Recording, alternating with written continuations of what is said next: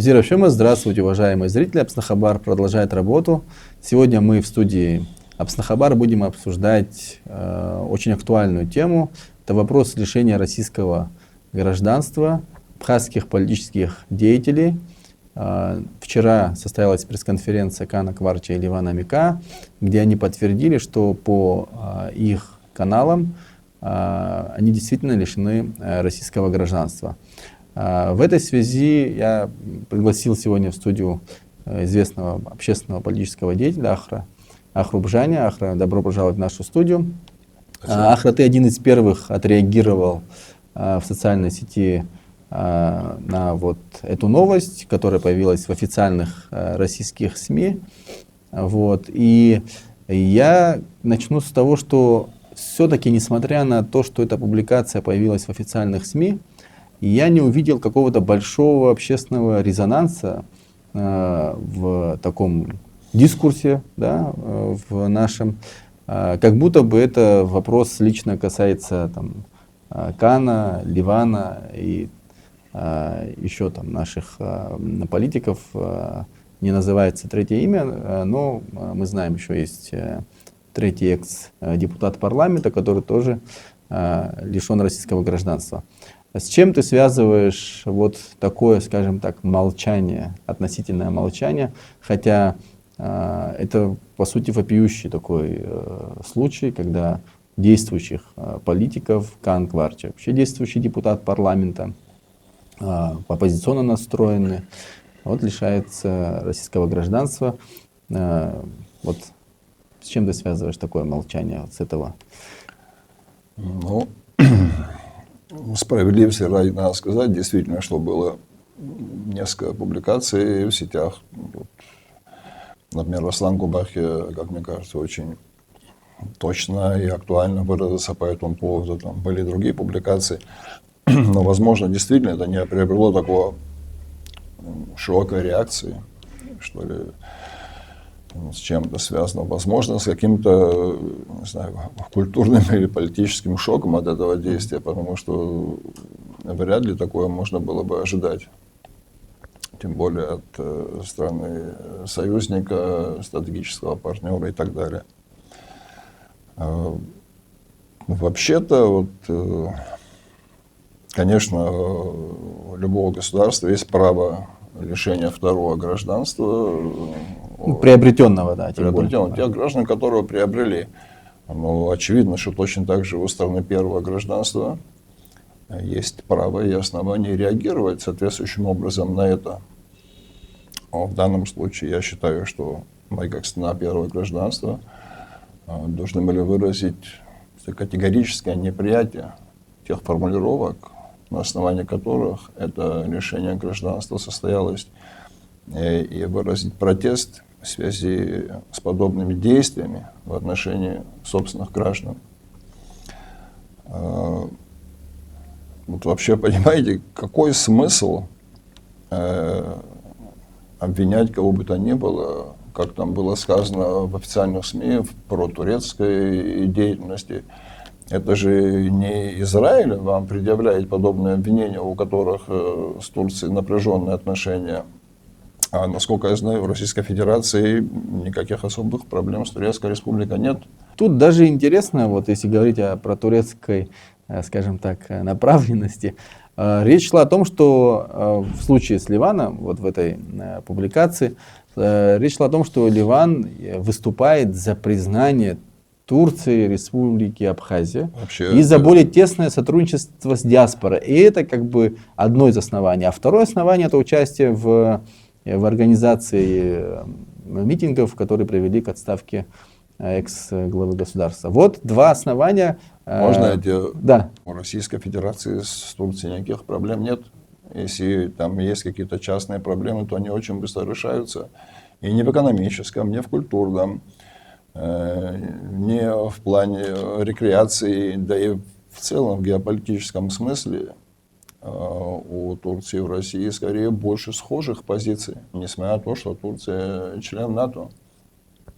Поэтому нам можно, да, налаживать отношения, поддерживать взаимовыгодные экономические и культурные связи, а вам нельзя. Почему? Ну, широко известно, что в Турции живет больше потенциальных граждан Абхазии, причем в несколько раз, чем в самой Абхазии. Это проистекает из положения нашего конституционного закона о гражданстве. Там говорится, что любой этнический абхазец, где бы он ни находился на земном шаре, он является гражданином Абхазии. Кроме того, Турция, ну как вообще страны Черноморского бассейна, они так или иначе поддерживают с Абхазией торговые отношения. И, конечно, мы заинтересованы, как независимое государство, всячески расширять эти отношения. И было бы очень странно, если бы абхазские политики и общественные деятели не уделяли внимания вот этим абхазо-турецким отношениям. И в первую очередь, конечно, отношениям с абхазской диаспорой, интеграции в экономическое и социальное пространство своей исторической родины. Я там не знаю, насколько Кан Кварча или Ливан Мика глубоко были интегрированы в эти вопросы. Ну, как бы они глубоко не были интегрированы, они не сделали ничего, что противоречит интересам Абхазии. Противоречит ли это интересам Российской Федерации? Нет. Вы понимаете, несмотря на разницу в масштабах, у России, в Абхазии есть фундамент для естественно союзнических, естественно партнерских отношений. Этот фундамент зиждется на вот таких взаимовыгодных основаниях. В первую очередь, это, конечно, гуманитарное, культурное пространство. В отличие от подавляющего большинства стран бывшего Советского Союза, в Абхазии сохранили вот это общее культурное пространство и очень бережно к нему относятся, которое позволяет гражданам Российской Федерации, ну, вне зависимости от рода деятельности, это может быть бизнес, это может быть служба, это может быть отдых, чувствовать себя здесь комфортно и безопасно. И во-вторых, это географическое положение Абхазии и наш суверенный статус, позволяющий Российской Федерации без нарушения норм международного права присутствовать здесь со своей военной инфраструктурой, тем самым защищая наши общие интересы и, конечно, защищая свои южные рубежи. Да и в целом граждане Абхазии дружественны в отношении России. Это на любом уровне, это и на уровне обычных контактов, и на уровне бизнеса, на уровне родственных взаимоотношений. Абхазия, как минимум, с югом России связаны тысячи нитей. Это действительно реально дружественная и доброжелательная к России страна. А неужели это ничего не стоит? Много ли таких мест на земле? Я думаю, не очень. Вот здесь, да. Да. Знаешь, у меня одна ремарка, и связана она с как раз этой формулировкой по поводу того, что якобы Ливан Мика выступает за признание Турции Абхазии. Тут, если бы это было бы не в интересах Абхазии, да, то есть вот, наверное, вопросами признания, в том числе Турции, я вообще считаю, что признание соседями это ключевые для Абхазии, да, это, ну, то есть от Российской Федерации мы получили самое главное признание. Далее признание со стороны Турции, признание со стороны Грузии фактически как раз рвет вот эту, да, цепь вокруг Абхазии, которая образована, и далее мы получаем реальный такой выход в мир, уже мы можем рассчитывать уже автоматически на признание со стороны всего международного сообщества, когда тебя признают соседи. И, наверное, признание Турции — это цели и задачи, которые должны ставить для себя все президенты Абхазии, все МИДы всех периодов, как говорится, да, то есть в этом усматривать преступность и какое-то антироссийское действие или какое-то антиабхазское действие, это вообще, ну, абсолютно логично. Поэтому вот я бы вторую часть сейчас затронул бы. Вторая часть — это участие в организации вот этих акций, которые привели к отставке экс-президента. Но это тоже внутренний вопрос Республики Абхазия. И это тоже нельзя считать основанием для там, лишения гражданства. Вот как бы ты отнесся ко второй части, потому что все-таки это внутриполитический вопрос, хоть и как бы триггером стало это инвестиционное соглашение, но до этого были апартаменты, до этого была там Пицунда, еще что-то там и так далее. Вся политика, то есть это же как бы фактически общество тогда в ноябре выступило против всей политики, всей власти экс-президента, а не отдельно какого-то там вопроса. И это тоже привязывается к лишению гражданства. Вот что важно. Ну, вообще, это, конечно, абсурдно выдвигать причины лишения гражданства, борьбу за признание твоей страны, и, там, Турции, кем бы то ни было. Во-первых, потому что в международном договоре между Россией и Абхазией прямо говорится, что одна из целей этого договора о сотрудничестве является всестороннее усилие России по дальнейшему международному признанию суверенитета Республики Абхазия. Я так понимаю, я считаю, что, признав Абхазию, Россия как бы взвесила, естественно, все основания для этого и как бы показала миру пример того, как надо относиться, как надо оценивать стремление народа к суверенитету, к своей государственности. Она как бы дала понять, что у граждан Абхазии есть основания исторические, экономические, культурные, политические для формирования жизни в пределах суверенного государства. И после этого обвинять абхазских политиков, что они дальше работают над этой идеей и стремятся к признанию своей стороны. Честно говоря, Ахра, я прошу прощения, но я даже, мы с Ливаном близко общаемся, вы там дружите, да? Какие-то инструменты разве имеет общественный деятель Абхазии, чтобы он занимался настолько, для Абхазии это глобальные вопросы. То есть это само по себе, сама формулировка, она абсурдна именно из-за того, что не может отдельный общественный деятель иметь связи больше, чем Россия, больше, чем президент и так далее, и так далее. Это, тем более, мы живем в маленьком обществе, мы все друг друга знаем. Это абсурдно именно из-за того, что задачи, которые там описаны, и обвинения, они не стыкуются, потому что просто масштабы разные, и при всем уважении к нашим политикам. Вот я все-таки... Нет, конечно, общественные деятели имеют возможность формировать общественное мнение и даже как бы сподвигать к чему-то власть, но, как ты правильно сказал, прямого, такого возможности прямо воздействовать на эти процессы у них нет. Если Ливан был бы президентом или председателем парламента или министром иностранных дел, наверное, у него были бы эти прямые речи. Но даже в этом случае я лично ничего предосудительного, наоборот, полезно для нашего государства. Вот отсюда мы можем плавно перейти, как это у нас выражают, от солдатских причин к реальным причинам. На честь нашего общества сказать, что идея турецких агентов была воспринята с определенной долей сарказма. Да, люди поняли, что не это является, а тогда что является основной причиной?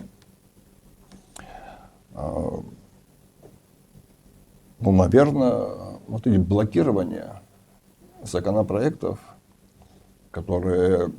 Я даже не знаю, кто определенные экономические круги под патронажем определенной части российского истеблишмента попробовали здесь протащить, пользуясь услугами нашей марионеточной власти. А может, чуть-чуть даже схема другая? Возможно, может быть, потому что если я прошу прощения, охрана, я хочу напомнить эти задержания, которые были на границе весь прошлый год. И очень многие из тех, кто беседовали на границе с представителями российских силовых структур, говорили о том, что российские специалисты как бы перекладывали ответственность на абхазские власти, которые, собственно, и информировали их о том, что такие-то личности являются антироссийскими, прозападными и так далее. То есть как бы источник этих списков, он находился в Сухуме, а не в Москве. И об этом тоже, в принципе, широко известно. То есть здесь взаимоотношения, взаимодействия были довольно плотные еще с прошлого года. Я не могу сейчас в процентном соотношении тебе сказать, кто там большую какую роль играл. То, что это дело сведомо нашей, как сказать, экс-власти, это очевидно. Но что экономические интересы определенных российских кругов, это тоже очевидно. Да. И лидеры тех протестов, благодаря которым эти самоубийственные для нас соглашения, законопроекты не были реализованы, теперь находятся под давлением, под прессом. Сегодня 2 человека, завтра 5, послезавтра 10. И дело даже не в Кане и в Ливане уже. Дело в том, что нашему обществу брошен дипломатический вызов. Если это перевести на обычный язык, это вот так переводится, что если вы дальше будете препятствовать продвижению наших бизнес-интересов, ссылаясь на свой суверенитет и прочее, тогда получите дальше лишение паспортов, бабочку в цитрусах, свет по коммерческим тарифам, ну и так далее, и так далее. Вот. Готовы мы такое принять? Какая будет реакция общества сейчас? Готовы принять? Я думаю, что нет. И мне кажется, коль этот вызов брошен всему обществу, потому что не надо заблуждаться, это не коснется кого-то отдельно. Это коснется всех, кто сегодня отстаивает суверенные интересы Абхазии. Всех. И в итоге всех вас, ваше общество тоже. Общество как цельный социальный организм. Все ваши права, все ваши интересы будут находиться также под давлением. Поэтому отвечать на это надо тоже всем обществом. Как? Давайте об этом думать. Каким образом? Если вы меня спросите, например, я считаю, что отвечать надо своевременно, адресно и достаточно жестко. Если бы это касалось меня, я вызвал бы российского посла в администрацию президента или в парламент, потребовал бы объяснений причин. Не вот этих вот непонятных формулировок, да, там турецкое влияние, а конкретного документа, где было бы написано, за что граждане Абхазии, видные политические деятели, были демонстративно лишены гражданства, второго своего гражданства. Придать это публичной огласке, сделать соответствующее заявление на государственном уровне, вручить ноту послу о недопустимости подобных действий. В конце концов, мы хотим знать, за что этих людей лишили гражданства. Может, там действительно что-то ужасное они сделали. Может, мы не знаем. Может, они числятся там в базах данных, там, может, они что-то украли, или я не знаю, что это ужасное сделали. Скажите нам, пожалуйста. Знаете.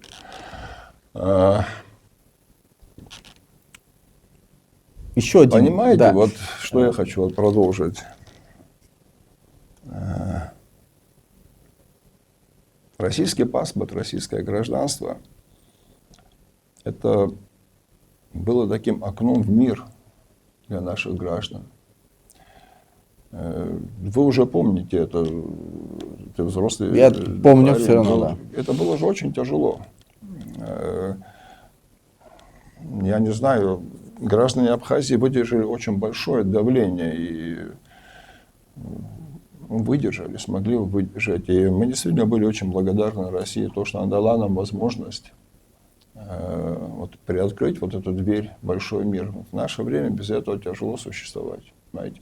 Это позволило выезжать учиться, вести бизнес, торговлю. Лечиться, в конце учиться, конечно, там, я не знаю, лечиться, понимаете. Но это факт, что у нас не весь спектр медицинских услуг представлен. Нам приходится выезжать за границу. И если бы не было бы у нас российского паспорта, мы не могли бы это делать.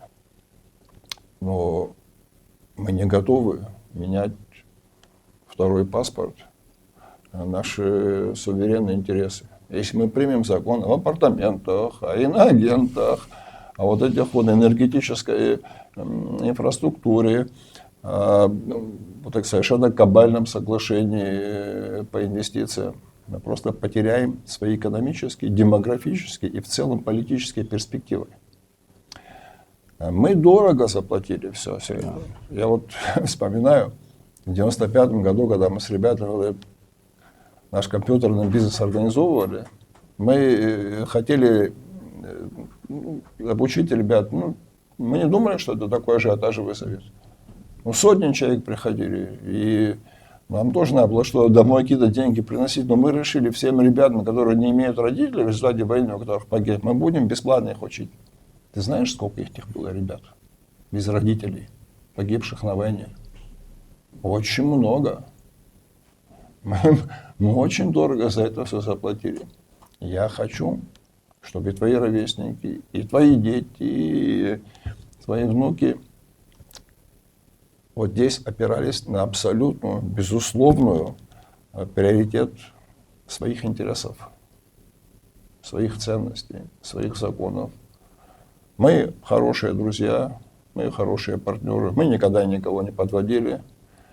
Не надо подминать наши интересы, наши долгосрочные планы под чьи-то интересы и чьи-то планы. Тем более, как я уже сказал, суверенитет Абхазии, независимость Абхазии, безусловно, на мой взгляд, в интересах долгосрочных Российской Федерации. Они не противоречат интересам. Наоборот, они представляют Российскую Федерацию как страну покровитель свободы, страну, которая может поддерживать конструктивные, эффективные деловые отношения со своими соседями, способствовать развитию тех стран, которые с ней дружат. Это очень важно в международном контексте. Спасибо.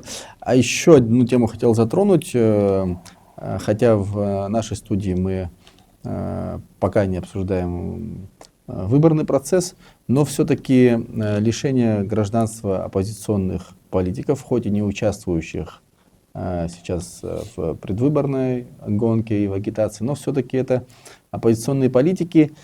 И это ли не сигнал, который подается в том числе для абхазского общества, чтобы абхазское общество сориентировалось, помочь ему сориентироваться, как бы за кого голосовать и с кем идти дальше, потому что вслед за лишением гражданства мы видим, как информационное поле заполняется, в том числе этой информацией. И вчера вот была публикация, мы видим, что таргетированная реклама на Абхазию идет двумя волнами. Первая волна, которая говорит о безусловном лидерстве кандидата от экс-власти, и вторая волна о лишении гражданства турецкого агента там, и так далее, и так далее. То есть как бы вот все это наталкивает на мысль, что источник вот этой рекламной кампании, черных технологий, черного пиара, как будто бы один и тот же. И вот я думаю, что и с выборами президента это имеет связь, потому как выборы президента же не просто поставить какого-то человека во главе государства, это дальше реализовывать определенную стратегию, да, вот как раз по десуверенизации, по многим этим законопроектам, от которого абхазское общество отказалось.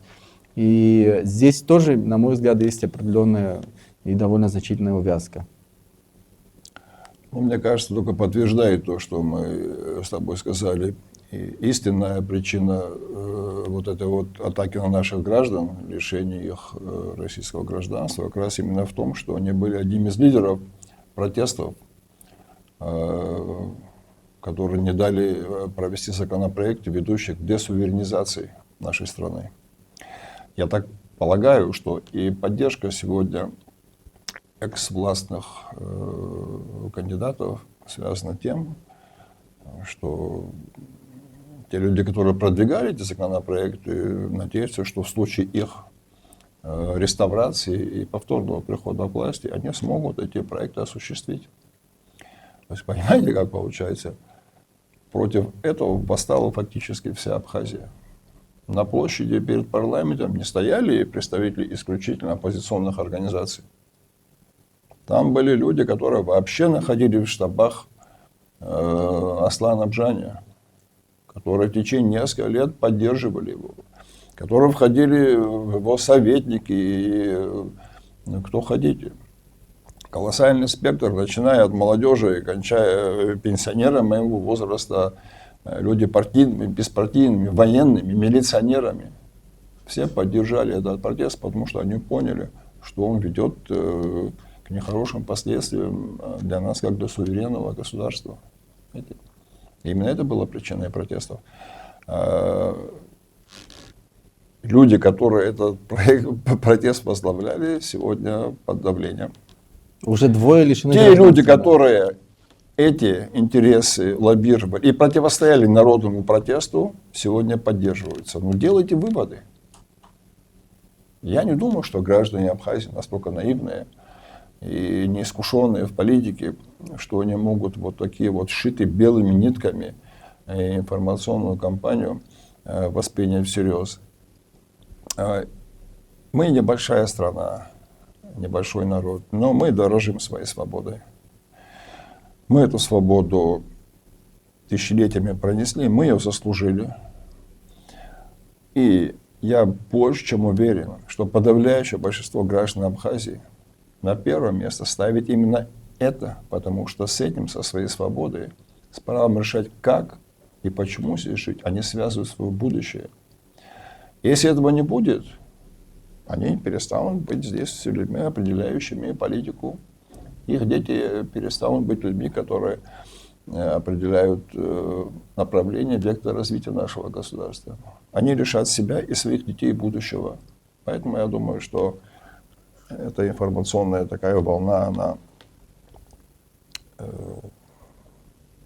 не получит тех результатов, на которые рассчитывают его авторы. Но, возвращаясь к нашей теме, я хочу сказать, что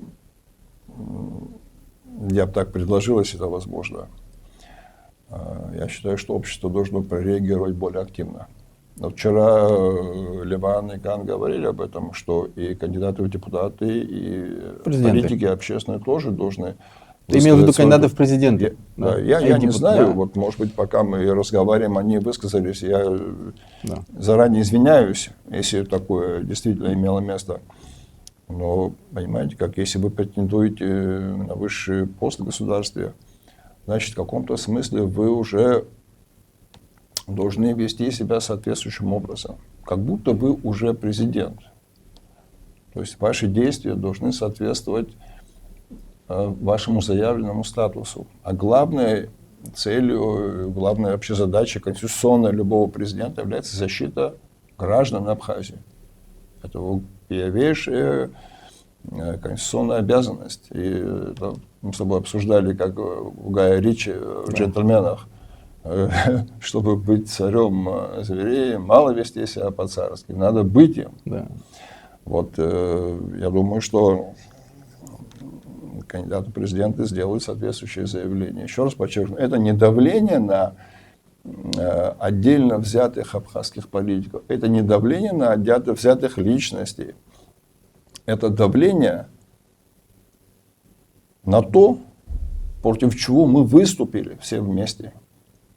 Мы выступили против того, чтобы наша страна перестала быть фактически экономически суверенной.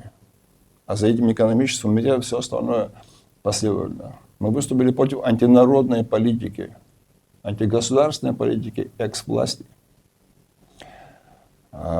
И сегодня, преследуя этих людей, они фактически преследуют вот эти наши устремления. Мы должны защитить их, защитить себя и показать всем, что мы не допустим вот такого прямого и грубого вмешательства в наши внутренние дела. Наши внутренние дела никак не могут сказаться на наших внешнеполитических обязательствах. Еще раз, мы хорошие партнеры. Наши внутренние дела мы решим сами. И не надо нас давить. Да. Спасибо большое. И у меня только одна аналогия. В 1993 году фактически была объявлена блокада всей стране. Да? Экономическая блокада была, ограничения для всех граждан. Сейчас вот это лишение гражданства, это как бы персональная блокада и предупреждение для остальных. И, ну вот, неотступность абхазского общества, абхазского народа от вот этого пути привела к тому, что в итоге мы получили и признание, и разблокировку. Я думаю, что в этой ситуации мы тоже должны проявить вот то, что мы не готовы отступить от своих завоеваний. Потому что вот у меня была такая одна беседа, ну вот они же политики, мне так сказали, ну вот что, им надо жертвовать. А что, абхазский народ разве мало жертв, вот как ты говорил? Это же все, что мы сейчас имеем из-за того, что мы готовы были жертвовать вот, фактически вот своим существованием. Поэтому я думаю, что абхазский народ уже достаточно жертв. Достаточно и на сотни лет вперед.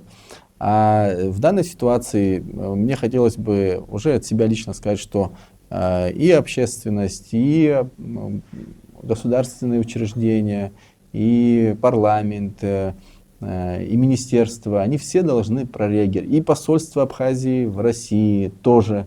То есть у нас достаточно много структур, уже официальных и неофициальных, которые должны прореагировать. Иначе вот такой шантаж, извините за такое грубое слово, он может прийти в каждый дом. Поэтому я надеюсь, что абхазское общество найдется ресурс для этого. Я даже не сомневаюсь в этом как-то. Не надо ничего бояться. Мы живем здесь у себя на родине. Если мы здесь внутри чего-то будем опасаться, если мы внутри не будем защищать наших граждан, если мы будем наши интересы ставить на второе место, а чьи-то экономические интересы на первое место, то вообще зачем нам это тогда вывеска вот там на границе нужна? Мы должны вести себя соответственно своему статусу. Наш статус — независимое государство. Повторюсь, он выгоден всем нашим соседям, возможно, кроме Грузии, в первую очередь Российской Федерации, подтверждая правильность ее выбора в 2008 году в пользу признания независимости Абхазии. Так давайте же этот выбор уважать с двух сторон, всячески его развивать и не преследовать абхазских политиков за их политические, внутриполитические взгляды. Это сугубо наше дело. И именно об этом, еще раз подчеркну, громко, четко и внятно должны сказать все заинтересованные лица. Не только мы с вами, общественные деятели, а публичные политики, публичники, номинирующиеся на посты, от которых потом будет еще зависеть наша с вами жизнь. Спасибо. Спасибо за эту беседу. Напомню, что мы сегодня говорили о информационных сообщениях, которые в себе несли такую вещь, что наши граждане, ветераны войны, участники политических процессов, депутаты парламента были лишены российского гражданства. Мы эту тему будем и дальше отслеживать, будем говорить о ней, будем анализировать события дальнейшие. Спасибо за эту беседу. С нами был сегодня Ахраб Жаня. Подписывайтесь на Апснахабар. Абзирас.